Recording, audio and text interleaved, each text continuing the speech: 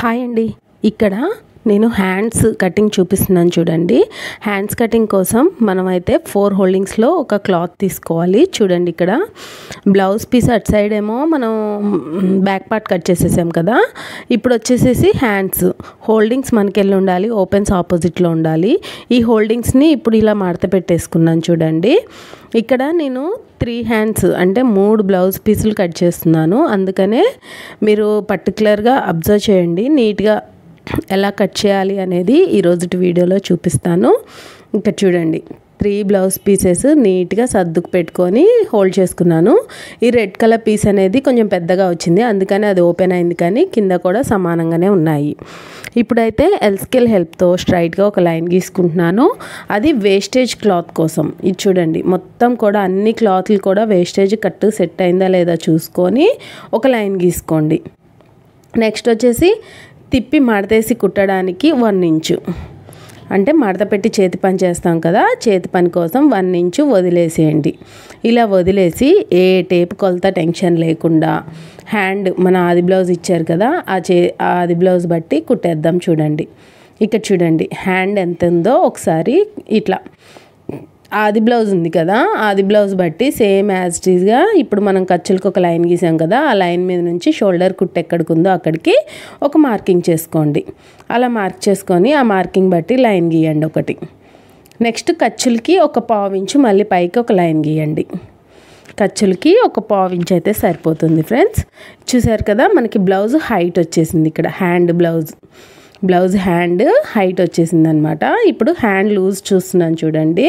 ఇట్లా కరెక్ట్గా నీట్గా సర్ది పెట్టేసుకుంటే మనకి బ్లౌజు చంక డౌన్ ఎంత తీయాలి, హ్యాండ్ లూజ్ ఎంత తీసుకోవాలి అనేది ఆది బ్లౌజ్లో నుంచే తీసేసుకోవచ్చు. మనం టేప్ ఎతకాల్సిన అవసరం లేదు, టేప్ యూజ్ చేయాల్సిన అవసరం లేదు. ఇలా చూడండి, ఇక్కడ ఆది బ్లౌజ్లో చంక కుట్టు ఎక్కడికి ఉందో అక్కడికి ఇలా పాయింట్ చేసేసుకుంటే సరిపోతుంది. మనకి ఇలాగా పాయింట్ చేసేయండి. ఆ పాయింటింగ్ అనేది ఎన్ని ఇంచులు వచ్చిందో ఒకసారి చెక్ చేసుకోండి. ఇక్కడ నాకు వచ్చేసి 3 ఇంచెస్ వచ్చింది. ఖర్చులకి మార్క్ చేయలే కదా, ఖర్చులకి తీయంగా 3 ఇంచెస్ వస్తుంది. అదే 3 ఇంచెస్ పాయింటింగ్ అనేది చేసేసుకుంటున్నాను నేను.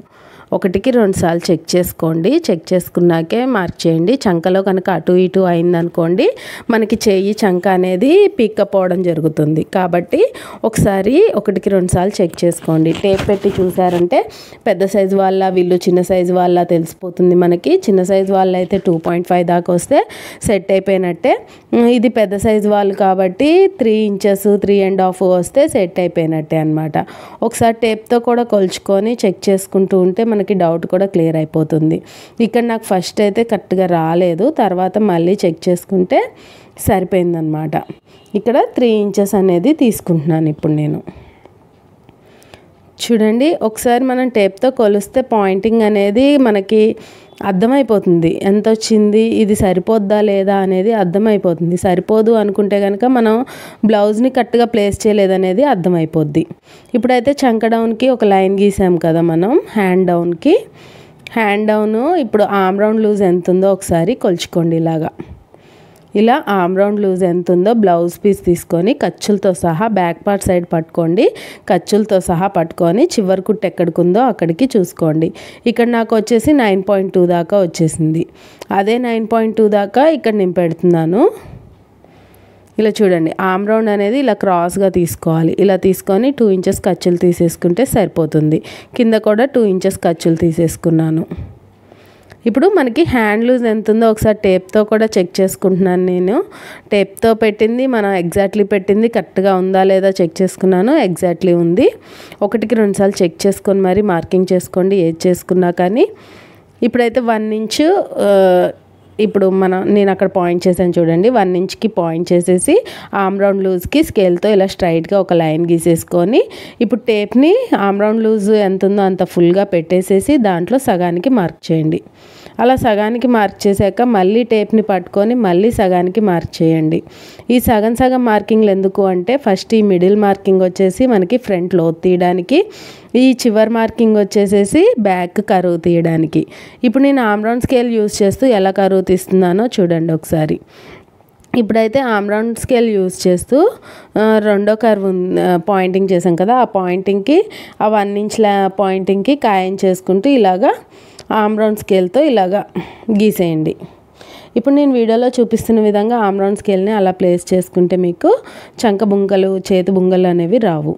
ఇప్పుడు హ్యాండ్ లోతు తీయడానికి ఫ్రంట్ ఒక 1/2 ఇంచ్ అయితే సరిపోతుంది. ఏ సైజ్ వరకైనా 1/2 ఇంచ్ తీసుకుంటే సరిపోతుంది. ఇలా చూడండి, ఇందాక ఎలా అయితే ఆమ్ రౌండ్ స్కేల్ని ప్లేస్ చేసామో సేమ్ యాజ్ ఇట్ ఈస్గా ఆమ్ రౌండ్ స్కేల్ని ప్లేస్ చేసేసి హ్యాండ్ డౌన్ అనేది గీసేయండి. ఇలా గీస్తే రివర్సెస్ లాగా షార్ప్గా రావాలి. అలా వస్తే మనకి పర్ఫెక్ట్గా సెట్ అయిపోతుంది బ్లౌజ్ అనేది. చూసారు కదా, ఫ్రంట్ లోతు కూడా ఎంత పర్ఫెక్ట్గా ఈజీగా వచ్చేసిందో. ఇప్పుడు ఖర్చులకు ఒక గీత గీసేస్తున్నాను. ఇంతే ఫ్రెండ్స్, హ్యాండ్ కరువు తీయడం అనేది చాలా హార్డ్ అనిపిస్తుంది మనకి. ఇలా ఈ ఫార్ములాతో కరువు గీయండి, ఖచ్చితంగా మీకు సక్సెస్ వస్తుంది. ప్లస్ మీకు ఎలాంటి మెంటల్ టెన్షన్ లేదు, ఎంత పెట్టాలి, ఎవరికి ఎన్ని కొలతలు పెట్టాలి అనే టెన్షన్ లేకుండా మీరు హ్యాండ్ కటింగ్ అనేది చేసేయచ్చు.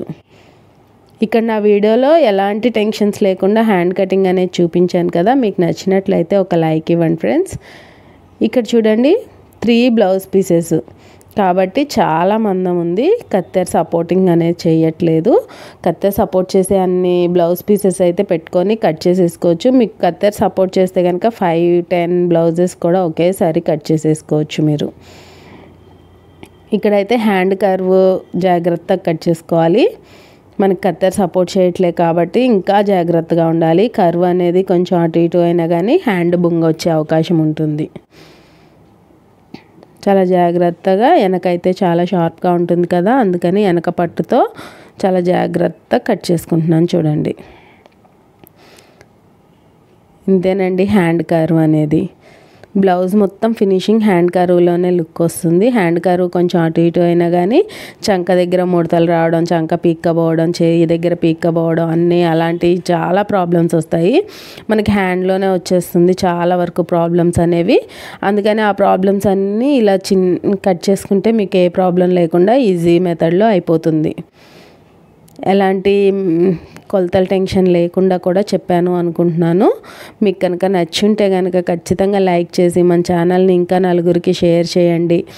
ఖచ్చితంగా మీకు తెలిసిన వాళ్ళకి, ఎవరైనా టైలరింగ్ నేర్చుకునే వాళ్ళకి ఇలాంటి చిన్న చిన్న టిప్స్ని మీరు షేర్ చేస్తూ ఉండండి.